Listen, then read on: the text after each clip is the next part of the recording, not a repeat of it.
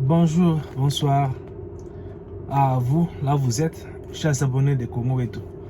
Je vous retrouve encore aujourd'hui, toujours un plaisir pour moi d'être parmi vous. Hier j'ai fait une émission, mais apparemment c'est le fichier ou les fichiers de la vidéo, je ne sais pas si je le dis bien, je ne suis pas très technique. Enfin, c'était pas le bon format. C'était pas le bon format. YouTube est en train de le convertir en format standard. Donc, ça prend beaucoup de temps. Beaucoup de temps. Je sais pas ce qui s'est passé. Bon, je vais flasher un peu ce que j'avais dit hier dans l'émission d'aujourd'hui. Je vous remercie de vous abonner, de commenter, de liker, de partager les vidéos. J'ai vu quelques commentaires, j'ai répondu et je ne suis pas le seul à répondre, donc c'est comme un forum. Il y a des gens qui commentent, il y a d'autres personnes qui répondent aussi. J'ai vu beaucoup de gens liker des vidéos, ont liké la vidéo que j'ai faite dernièrement, pas celle que j'ai faite hier, avant-hier je pense. Merci beaucoup, merci de votre soutien. Continuez à vous abonner, à liker, à partager, à commenter et faites vos suggestions. Vraiment, merci beaucoup. Avant de commencer, comme d'habitude, souffrez que je fasse la publicité de mon sponsor. Si vous voulez me sponsoriser aussi, je ferai pour vous ce que je fais pour lui. Donc, je suis ouvert à cela. C'est le site justendin.com. Je vais vous le montrer encore.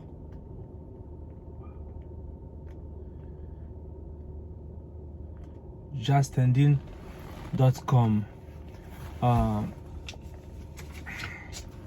Vous pouvez aussi scanner ces QR codes.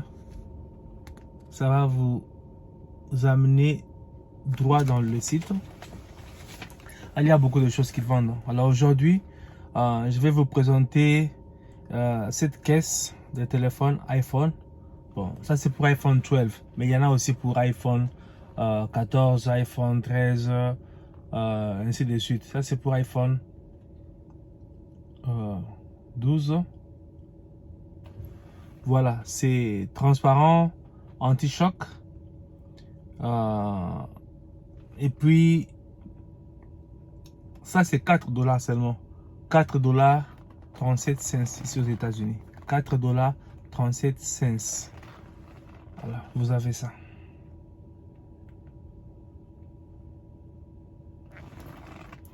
Alors, parcourez le site, il y a beaucoup de choses, beaucoup de bonnes choses dans le site. Alors, il y a les accessoires. Là, vous trouvez, je m'excuse. Là, vous trouvez des casques, des cravates. Vous trouvez des sacs. Voilà, il y a tout ça. Vous trouvez tout ça. Alors, la cravate.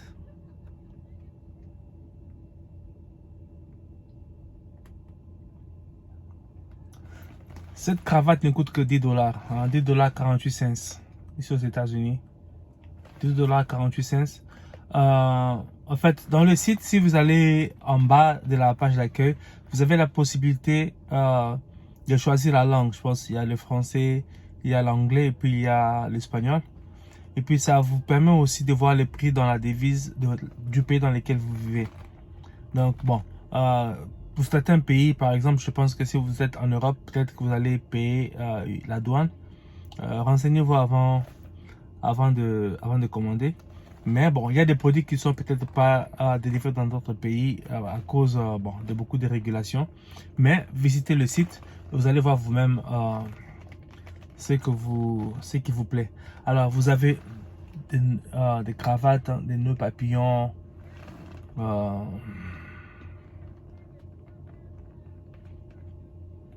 Alors là, vous voyez les prix. Hein, c'est entre 8 $ et 7 $. Vous voyez les prix. Voilà, donc merci beaucoup à mon sponsor, justendin.com, justendin.com. Donc le site est là, bas. Et puis je vais mettre le lien dans la description de cette vidéo. Alors, il y a une plainte, une autre qui a été déposée à la Cour constitutionnelle contre Moïse Katumbi. Alors, cette fois-ci, c'est Noël Ndiani qui a saisi à son tour la Cour constitutionnelle pour solliciter l'invalidation de la candidature de Moïse Katumbi. Je n'ai pas eu accès à cette plainte, mais je pense que ça doit être une question de nationalité, puisque Noël s'est beaucoup exprimé sur cette question-là de nationalité, que Katumbi n'est pas congolais, donc il ne peut pas être président du Congo. Si Katumbi n'est pas congolais, pourquoi veut-il être président du Congo? Et vous voyez que les choses ont changé. Rappelez-vous en 2016, lorsque Katumbi avait quitté Kabila pour tenter de se lancer dans la course à la présidence, il avait beaucoup de soutien. Il était populaire. C'était aussi parce que le peuple congolais, dans sa majorité, avait rejeté Kabila et Katumbi avait profité des performances de Mazembe. Donc Mazembe s'est comporté bien dans le football. Alors, bon, les Congolais aiment beaucoup le football. Alors, le président du Mazembe, c'est Moïse Katumbi. Et il voyait tout cela. Donc, on n'aime plus Kabila. Moïse avec le Mazembe. Et puis, ce qu'il avait présenté comme travail au Katanga. En ce moment-là, en fait, il était un gouverneur félicité par rapport aux autres gouverneurs du pays. Donc, pour dire que ce qui s'est passé vraiment dans les autres provinces, c'était vraiment déplorable. Mais sous Fati, aujourd'hui, on voit que l'espace Grand Katanga a beaucoup changé. Donc, les gens ont beaucoup plus fait que ce que Moïse Katumbi avait fait. Il y a beaucoup plus d'infrastructures, des hôpitaux, des écoles qui sont construites. Il y a beaucoup de bonnes choses. Mais cela s'est fait sous Félix Tshisekedi. Donc, ce gouverneur-là, aujourd'hui, je pense qu'ils ont un bilan plus attrayant que celui de Katumbi. Et vous voyez maintenant là, dans les médias, on n'est pas beaucoup de Katumbi. Alors que Katumbi, c'est quelqu'un qui dépense beaucoup pour faire sa publicité. Mais c'est comme si ça ne passe pas. Ça ne passe pas. Je pense qu'il se rend compte lui-même que les choses sont vraiment difficiles pour lui cette fois-ci. Par contre, l'attention du côté des opposants un peu plus tournée vers Dr Mukwege, vers le Dr Mukwege, c'est parce que Félix, dans son intervention après le dépôt de sa candidature, avait un peu contre-attaqué Mukwege sur la question du genre. Donc c'est comme si Félix, lui, c'est lui qui dirige l'attention politique sur ses opposants. Donc, il a attiré son attention sur Mukwege. Et voilà, on ne parle plus des autres. On parle de Mukwege. Je pense que là, maintenant, Félix ne parle plus de lui. Et puis, je pense que dans les jours qui vont venir, on ne parlera plus de lui comme on parle de lui maintenant. Parce qu'avant l'intervention de Félix, on ne parlait pas de Mukwege comme on parle de lui aujourd'hui. Donc, Félix a fait lui-même qu'on attire un peu l'attention sur lui. Mais bon. Dans la vidéo que j'avais faite hier plutôt, Mukwege a clarifié ce qu'il voulait dire sur l'introduction de la notion du genre. Il a dit que ça n'a rien à voir avec la sexualité. Mais il a parlé d'introduire. On n'introduit pas quelque chose qui existe. On introduit quelque chose qui est nouveau dans un milieu. La notion du genre, selon ce que les définitions qu'on a vues à gauche, à droite, donc c'est définir qui est homme et qui est femme. Alors, je me demande si M. Mukwege voulait effectivement mener ce concept-là. Il s'est rendu compte que les Congolais ne sont pas chauds. Et là, il se rétracte. Peut-être. Il commence à faire la politique. Les hommes politiques font ça. Alors, c'était-il mal exprimé? Je ne sais pas. Voulait-il tenter d'introduire ces concepts, mais les Congolais s'y opposent, alors il se rend compte qu'il doit changer les choses. Peut-être. Bon, je vais lui accorder les bénéfices du doute. Disons que c'était mal exprimé. mais il devait un peu se renseigner sur la notion du genre. Parce que Félix parle de la promotion du genre féminin. Promotion du genre féminin et notion du genre, ce sont deux choses différentes. Bon, j'espère que là, on lui a accordé les bénéfices du doute. La plainte qui avait été déposée contre Fachi à la Cour constitutionnelle, la plainte attribuée à Deli Sesanga, elle est fausse. Envol a fait un communiqué pour dire que, je pense que je voulais lire.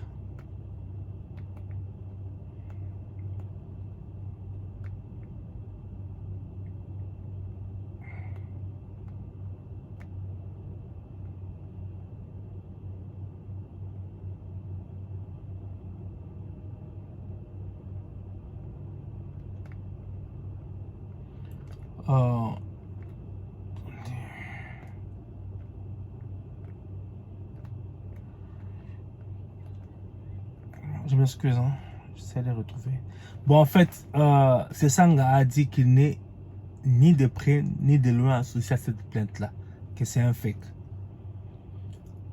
Donc, ceux qui ont propagé cette rumeur ont voulu s'attaquer à Félix et salir Sesanga. Salir parce qu'en fait, on lui a attribué quelque chose qui n'a pas... quelque chose qu'il n'a pas fait. Alors, et pourquoi le faire? Pourquoi le faire? Pourquoi passer du temps à vouloir salir les autres, à vouloir attaquer les autres? Pourquoi? Pourquoi? Et selon la plainte, en fait, Félix avait menti sur son parcours scolaire ou universitaire.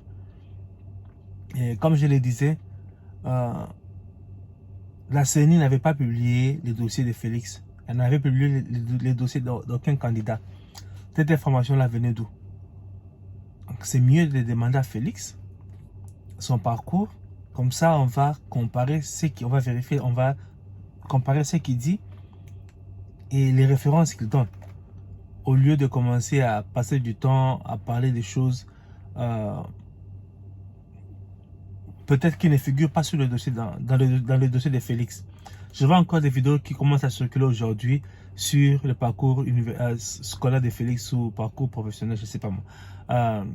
Mais si on commence à en parler aujourd'hui, en 2023, à la veille des élections, c'est-à-dire qu'on n'a pas des arguments contre le bilan de Félix. Et comme on n'a pas d'arguments contre son bilan, donc on cherche encore autre chose. En 2018, ça fait beaucoup de bruit. Mais vous voyez maintenant, là, on partage ces vidéos, ça ne fait pas beaucoup de bruit. Les gens ne prêtent pas vraiment attention à cela. Parce que les Congolais sont en train de voir les changements. Ils sont en train de voir les changements qui s'est opéré au Congo. Voilà, donc la plainte de Félix, c'était un fake news. La plainte de Moïse Katumbi, la première plainte que j'avais mentionnée, apparemment elle était vraie puisqu'on n'a pas eu un démenti de cela.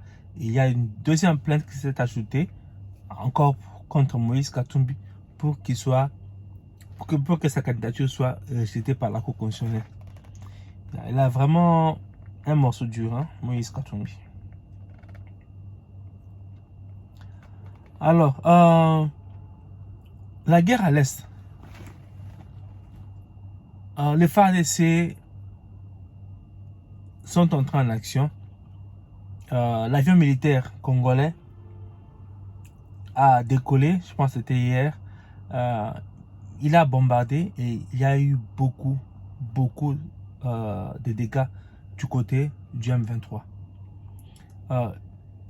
Il y a des images qu'on ne peut pas montrer, mais je vous montre cette photo. Voilà, vous voyez. Alors, qui est ces messieurs?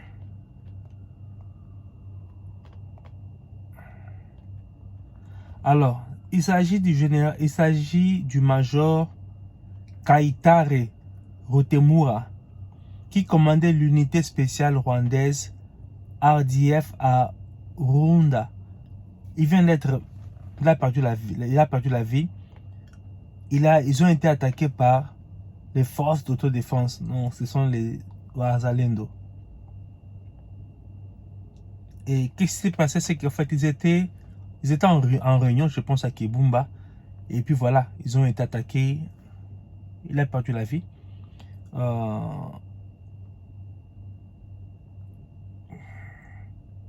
Il y a des images. Il y a des images. On ne va pas montrer ici.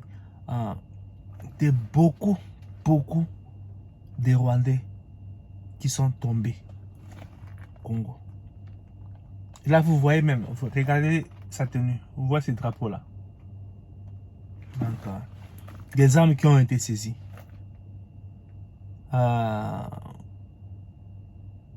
Depuis que cette guerre a commencé, le Rwanda a perdu combien de personnes? Combien de familles au Rwanda sont endettées? Sont endeuillées plutôt. Alors, depuis que le conflit a commencé, du côté du Congo, on ne pleure pas vraiment. Il n'y a pas vraiment de deuil, comme quoi les Congolais sont morts. Il n'y en a presque pas. Alors, du côté du Rwanda, on apprend, selon certains Rwandais même, qu'on envoie ces jeunes au front sans téléphone pour qu'ils ne puissent pas révéler les réalités du conflit, de la guerre souterraine. Il y a des hôpitaux qui sont réquisitionnés par l'armée pour traiter les blessés. C'est vraiment pénible pour les Rwandais. Ils sont en train de mourir pour rien, pour les intérêts égoïstes de Paul Kagame. La jeunesse rwandaise,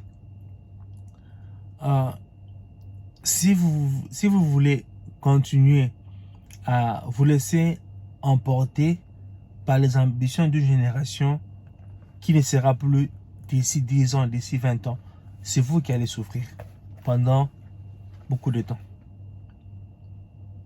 Le Congo d'aujourd'hui, ce n'est plus le Congo d'hier. Ce n'est pas le Congo qui avait Kabila comme président. Ce n'est pas le Congo qui avait été infiltré partout. Il y a encore peut-être des Rwandais qui sont encore infiltrés. Bon, on n'a pas de problème à travailler avec les Rwandais. Quand je parle des Rwandais qui sont infiltrés, ça veut dire que ce sont des Rwandais qui travaillent au Congo, mais pour le malheur du Congo, pour l'intérêt, pas du Rwanda, mais de Kagame. Beaucoup d'entre eux sont démasqués. Et beaucoup d'entre eux, regardez ce qui se passe dans l'armée. Tous les gens qui occupaient des postes sous Kabila, ils n'occupent plus les mêmes postes qu'ils occupent aujourd'hui.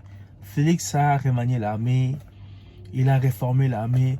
Donc, le Congo d'aujourd'hui, ce n'est pas le Congo qui existait sous Kabila, c'est un autre Congo. Et les Congolais ne vont plus faire marche en arrière. Nous allons continuer à aller de l'avant. Donc, vous devez saisir l'occasion que Félix vous tend pour vivre en paix avec les Congolais. Ça ne sert à rien qu'on soit dans un conflit où on s'entretue de génération en génération. Il est vrai que le Rwanda a beaucoup plus besoin du Congo que le Congo a besoin du Rwanda. Donc, si on va dans ces bras de fer, le Rwanda n'a pas l'économie de faire la guerre au Congo. Ça sera beaucoup de sacrifices du côté du Rwanda. Et vous, jeunes, votre jeunesse risque d'être sacrifiée pour des intérêts d'une génération qui ne sera plus d'ici 1 ou 2 décennies. Alors quand cette génération partira, quel sera l'héritage qu'il va vous laisser? Il va vous laisser avec le séquelles d'un conflit dont vous n'avez peut-être même pas profité. Combien de familles au Rwanda sont endettées, sont endeuillées aujourd'hui? Ils ont perdu le leur au Congo. Combien? Ah, c'est vraiment dommage.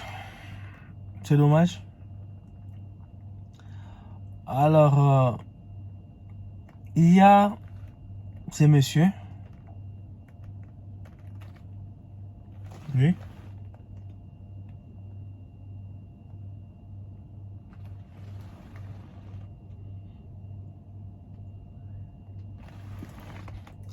Alors, On dit qu'il se nomme Albert Rutachimbua. Il a plus de 50 médias en ligne au compte des terroristes M23 Rwanda.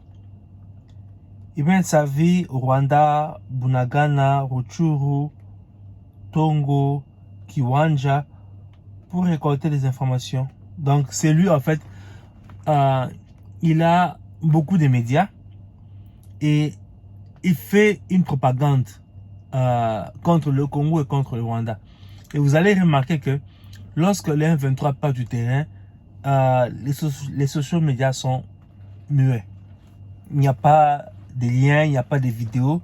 Mais quand c'est le contraire, on commence on voit beaucoup de vidéos, beaucoup de commentaires. En fait, c'est monsieur-là, selon les informations qui circulent, hein, moi je n'invente pas. Alors, c'est lui qui est à la base de tout cela. Alors, vous Congolais, lorsque vous prenez plaisir à partager les vidéos qui font l'éloge des terroristes du M23, vous ne rendez pas un bon service au Congo. Vous facilitez la tâche à ces messieurs-là. Et puis, voilà, il y a d'autres photos de lui.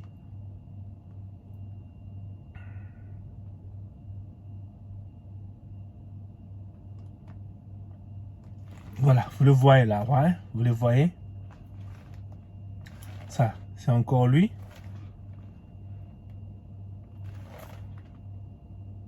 Avec des militaires. Regardez-le là, avec Paul Kagame.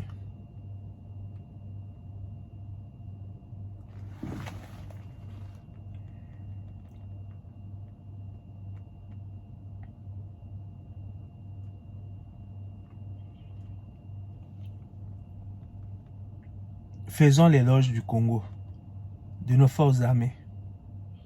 Et faisons la promotion des relations paisibles avec le Rwanda.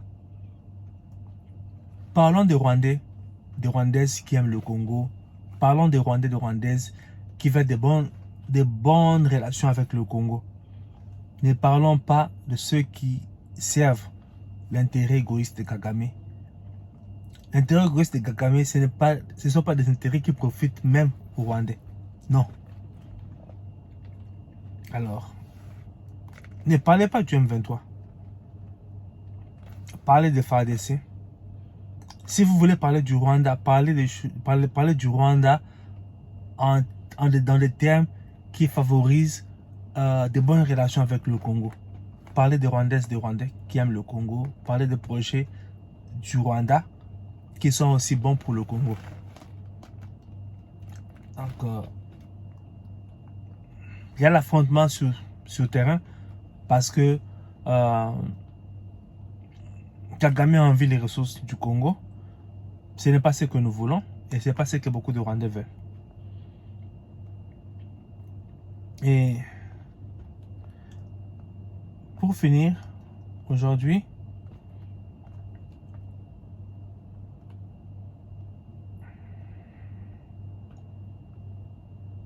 je pense que je vais retrouver l'élément.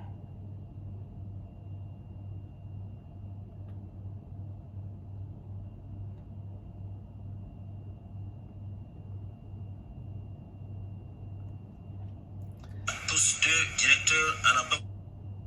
Alors, suffit cet élément.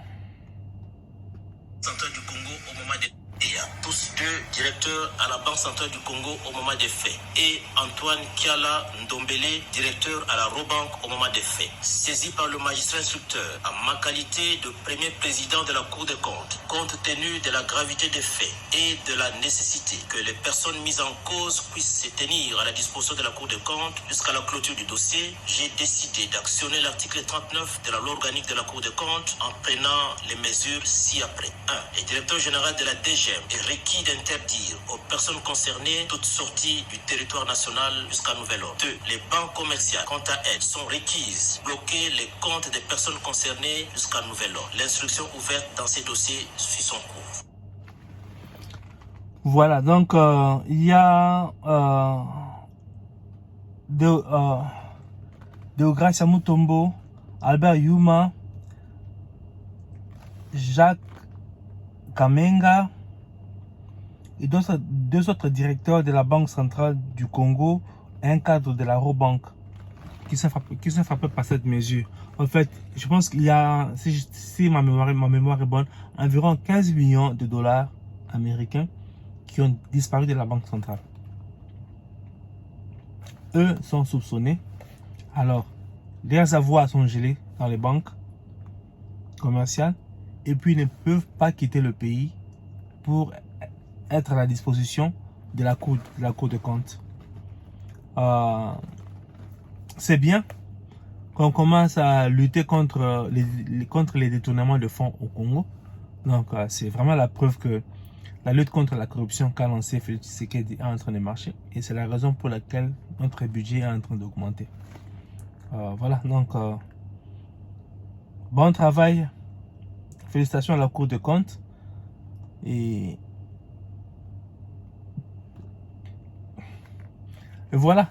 Donc, merci beaucoup, merci. Alors, parmi les commentaires que j'ai reçus hier, il y a quelqu'un, en fait, qui a un peu glissé sur le terrain du tribalisme. Alors, je vais insister ici que tous les Baluba ne soutiennent pas Félix et tous ceux qui soutiennent Félix ne sont pas des Baluba. Donc, évitons de rattacher Félix au Baluba. Félix est président du Congo. Dans l'Union sacrée, il y a les gens de l'espace Grand Équateur, Grand Katanga, Grand Bandundu. Donc, il y a des gens qui viennent de partout, de toutes les régions du Congo. Ces gens-là soutiennent Félix Tshisekedi. Ce ne sont pas des Baluba. Mbemba n'est pas Moulouba. Mbosso n'est pas Moulouba. Baïs n'est pas Moulouba. Kamere n'est pas Moulouba. Il y en a beaucoup. Hein. Il y en a beaucoup. Alors, les Baluba sont des Congolais comme tous les autres Congolais. Ils peuvent aussi exercer le pouvoir au Congo s'ils sont élus. Comme les autres ont exercé le pouvoir au Congo quand ils avaient été au pouvoir. On ne s'est pas attaqué aux gens de l'Équateur à cause de ce que Mobutu a fait. On ne s'est pas attaqué aux Katangais à cause de ce que Musée Laurent Désiré Kabila, Joseph Kabila ont fait. On ne s'est pas attaqué aux gens de l'espace Congo, Bas-Congo, à cause de ce que Kasavubu a fait. Et pourquoi doit-on s'attaquer au Baluba à cause de ce que Félix est en train de faire? Donc, évitons cela. Si on veut critiquer Félix, qu'on les critique objectivement sur ce qu'il est en train de faire. Donc, qu'on ne s'attaque pas au Baluba et puis qu'on ne les critique pas parce qu'il est Moulouba. Donc, un Moulouba, c'est un Congolais comme les autres. Il peut aussi diriger le Congo. Mais si on veut critiquer Félix, critiquons les bilans. Critiquons les bilans. En fait, c'est comme si les gens n'ont pas d'argument contre les bilans de Félix. Alors, ils cherchent à glissent sur d'autres terrains. Malheureusement. Voilà, c'est par ici que j'ai fini mon émission d'aujourd'hui. Encore une fois, je vais remercier mon sponsor, justendin.com.